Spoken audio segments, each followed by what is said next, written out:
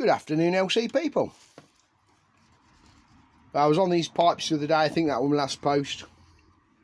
This morning I had to post a carb needle that somebody wanted, and I went to pay my rent. Anyway, come back, and I sold the head and barrels off the LC.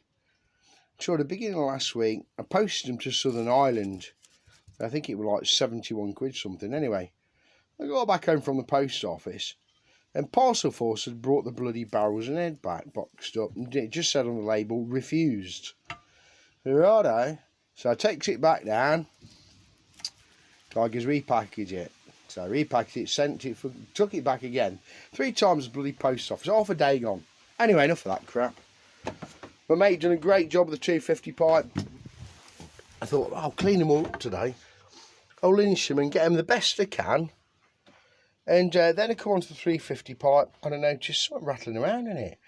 I pulled a full baffle out of it, but obviously some point in the past, that's right, that pile of freaking detritus hiding in it. So I've cut a letterbox. That's right, I sent a letter to the postman. He brought my baffle back, rattling inside this pipe. So yeah, I've slotted it just to cut it open in a place that you won't see the weld anyway. My mate will clean it all up and weld it all up and I'll redress it. And when the paint comes, I'll paint both the pipes and then they'll be done. But, oh man, what a pain in the backside. I couldn't believe it. I was like, what's rattling in there? Oh, I can't believe the length of the sodding thing. I was nibbling bits off with the nibblers until I could get it short enough to pull it out of the slot. I didn't want to cut a bigger slot than that. I thought that should be enough. But it just sounded like there were a brick rolling around in there. That sodding thing. Yeah, oh dear. Yeah, I don't think it would have done much for it, would it? I think it would have been quite restricted with that shit lying around inside of it. The soda crystals don't seem to have done a bad job. It don't look too bad in there, to be fair. But waiting on the paint, waiting on my caustic soda. But I think a bit later on, I'm going to have to deliver this to my mate and ask him to weld it up.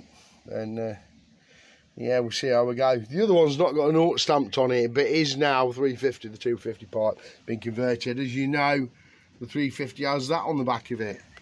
The numbers, I think, make out the same, but the restriction is obviously the baffle plate that my mate done, which is around here somewhere. It's in here. I don't know if I can show you. Inside there, no, it ain't gonna work, is it? I'm not going to be able to show you, but there is actually 8 holes in that baffle plate. It's about here. And obviously the baffle goes all the way in, and it meets right at the end of the baffle plate. And then obviously the stuff goes through there, goes around the baffles and all that crap, through all the other plates and shit, and comes out the back. Back pressures. It's all about back pressures, isn't it? I've not fully ever cut one of these open, but I think there's 4 plates in it. The very first plate at the back end here has got the 8 holes in it. Then I think there's 3 other plain ones. So the gases sort of like get into this area and then they squeeze through the baffle. Because I think the other ones are just plain plates that hold the baffle in place. So everything really happens at this area here. But yeah, it's all about back pressures. Sorting pipes out. You got to love an LC, ain't you? It's exciting. I felt like Santa. But well, Santa's recipient. I've cut open the presents and look what I've got. Rusty gold, dilly dilly.